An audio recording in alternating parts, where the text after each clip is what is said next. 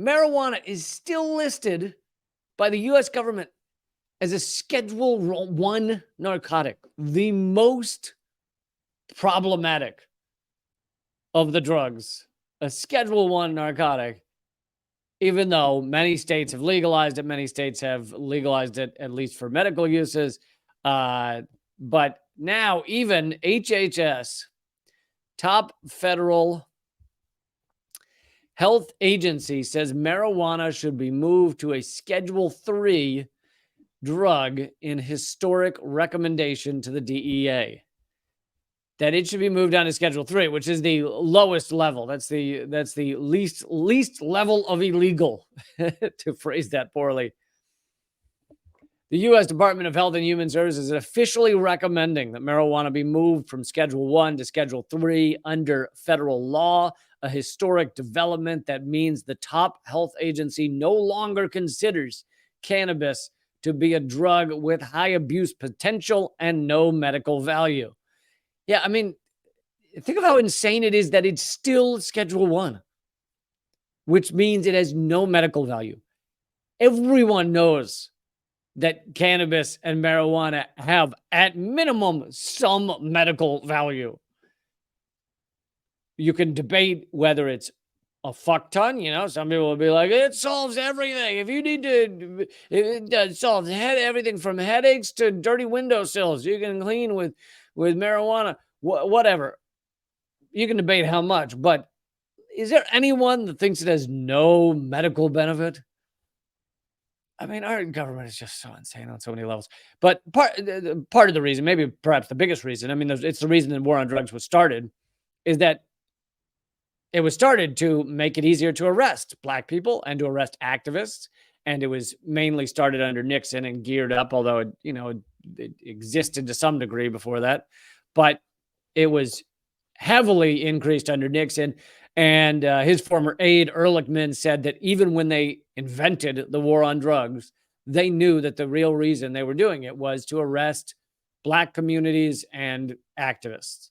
And they knew that by doing that, they could lock them up, they could disrupt their communities, they could shift their activism and their fight from changing the federal government to getting their friends and allies and families out of prison. So all of a sudden, all their energy gets directed to that. I'm not saying that's not a worthy cause. Fighting to get Assange free is a fucking very worthy cause. But there's that is part of the technique that the U.S. government uses, is if we can get their friends and allies and people they respect arrested, then we can have them shift their action to just getting their friends out, just achieving freedom for their friends and family. And sure enough, it fucking worked for them. It worked for Nixon. It continues to work today to disrupt the Black community, to arrest people. As I've covered before, studies have shown Black people and white people use drugs at equal rates in this country. And so it's not that Black people are using more drugs. Black people are arrested more for drugs, because cops are put into their areas, into their communities, onto their streets far more often. So if you have cops walking around, what are the cops going to see? Well, if they're in a Black neighborhood, they're going to see Black people. So that's who it's easiest for them to arrest, because they're standing there watching them. So that's part of the reason that we have a racist system. Another part of the reason is that the sentencing guidelines for drugs can be shifted, and a judge or arresting officer, things like that, can influence how long the person serves. So if it's a Black person, well, let's lock them up longer. They're more of a risk, So there's multiple ways that this is racist, but that's a side note.